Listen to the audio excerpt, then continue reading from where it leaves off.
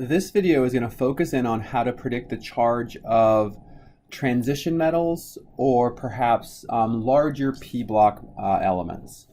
Okay, so let's just pick a transition metal. Let's start with something fairly simple like zinc. Okay, so zinc has the electron configuration. We have our argon core, 4s2, 3d10. Okay, and when you look at this electron configuration, it's really hard to predict exactly how we need to add or to remove electrons to create an ion. Okay, so starters here. Rule number one is metals are never anions. Metals are never anions. So we are not going to add electrons to zinc to try to create an anion because zinc will never be an anion. Okay, so the question then becomes, how do we remove electrons from this electron configuration, which sure looks like we have two full subshells, which is predicted to be stable. Okay, and here's the reality. And so we're not going to go into why this happens, but when we're dealing with transition metals, or really any element that's large enough to have d electrons, when we put these electrons into the element, right? So we know we always put them into 4s first and then into 3d. Okay, so for reasons we are not going to talk about, once we've put electrons into a d subshell, then the energy of the s electrons actually becomes higher than the d. So once we've put electrons in here, the s electrons actually become higher energy. So they're no longer down here, they're now up higher. Okay, again, we're not going to talk about why, but what this means is that when we're thinking about removing electrons from our transition metal, we can kind of think about it this way. Okay, with these s electrons being higher in energy than the d.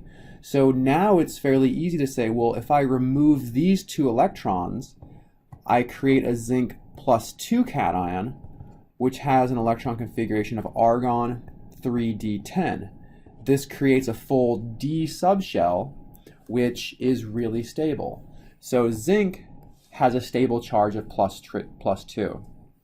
Okay, and the really nice thing about every single transition metal is they're all going to have a stable charge of +2 because they all have these 4s or 5s electrons that can always be removed.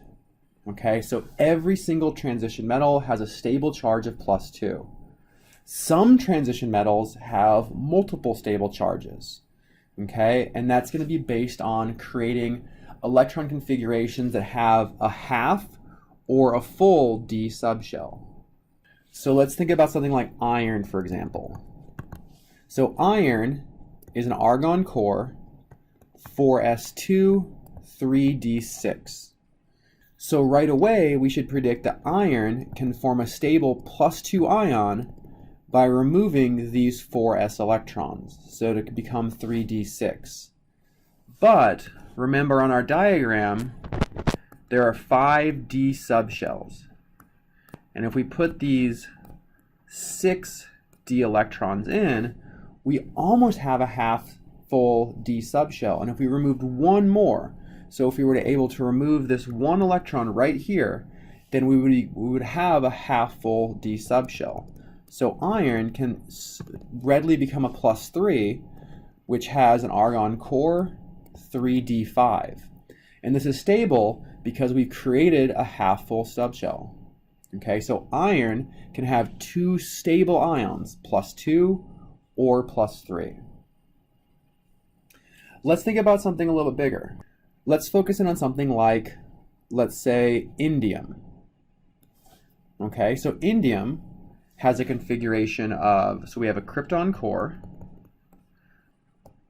5s2, 4d10, and now 5p1. So one thing you can pretty quickly assume is that based on its position in the periodic table under boron, indium should be able to create a +3 cation. But the question is that the only stable cation indium can make?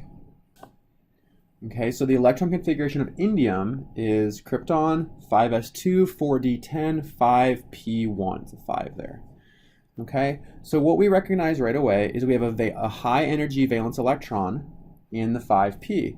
So if we were to remove this, we could predict our first stable indium ion. So a +1 ion having a krypton core, 5s2, 4d10.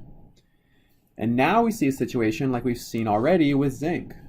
So we have these valence electrons that can be removed to create our second stable indium ion, the one that we predicted based on its position in the periodic table. So we have a krypton core, 4d10. So indium, like iron, can have two stable ions, but in this case we have a +1 and a +3. So the trick to these is just recognizing what's a stable configuration and trying to make the element have that stable configuration.